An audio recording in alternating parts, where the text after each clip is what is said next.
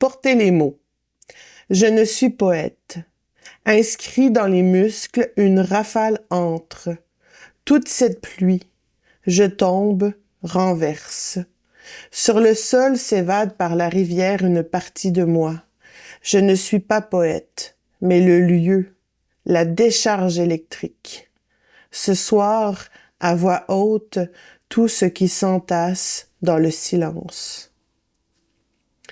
J'efface les photos, je brûle les carnets, supprime les messages vocaux, le numéro, les adresses postales et les courriels. Je pleure souvent, lapidaire, mes retailles. Grande colère, plus rageuse que larmes. Un jour, tu entendras, n'entendras pas. Souffrances s'entassent, mais ne disparaissent pas. Face aux distorsions d'autres, ma nuit perle anxieuse. Du bout des doigts, tout ce qui m'efface colore le fond du cœur de briquets arc-en-ciel. Je cherche mes contours, le chaud avec les doigts.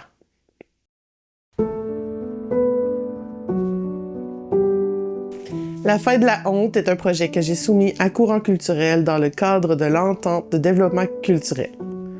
Hein?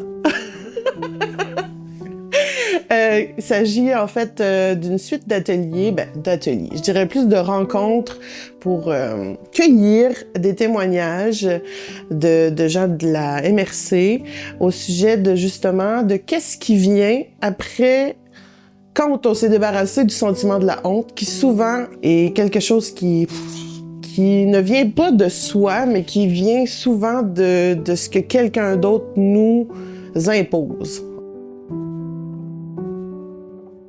La fin de la honte, c'est tout d'abord un recueil de poésie. L'idée, c'est d'écrire un recueil de poésie avec les témoignages des gens rencontrés, mélangés à ma propre histoire. Mais on peut pas vraiment savoir qu'est-ce qui est de moi puis qu'est-ce qui est pas de moi dans le recueil. Puis je trouve ça bien aussi.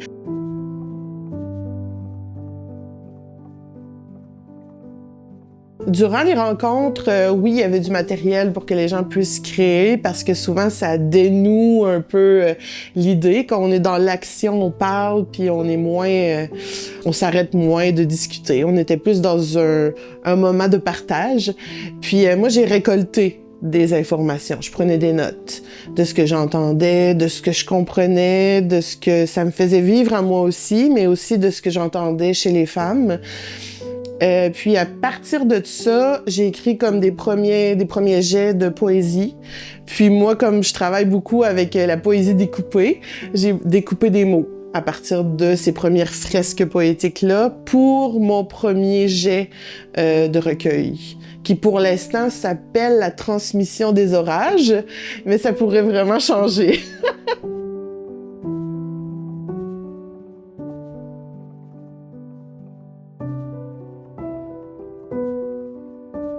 Le sentiment de la honte, c'est souvent, pour l'avoir vécu plusieurs fois dans ma vie, c'est un sentiment où on a l'impression qu'une douche chaude ou une douche froide nous tombe dessus, un gros seau. Puis là, tout d'un coup, tout se brouille dans notre tête. Puis on se dit, ben voyons, je comprends plus là pourquoi je pensais de telle manière, puis que là, c'est pas correct comment je pense, ou je bougeais de telle manière, puis c'est pas correct comment je bouge.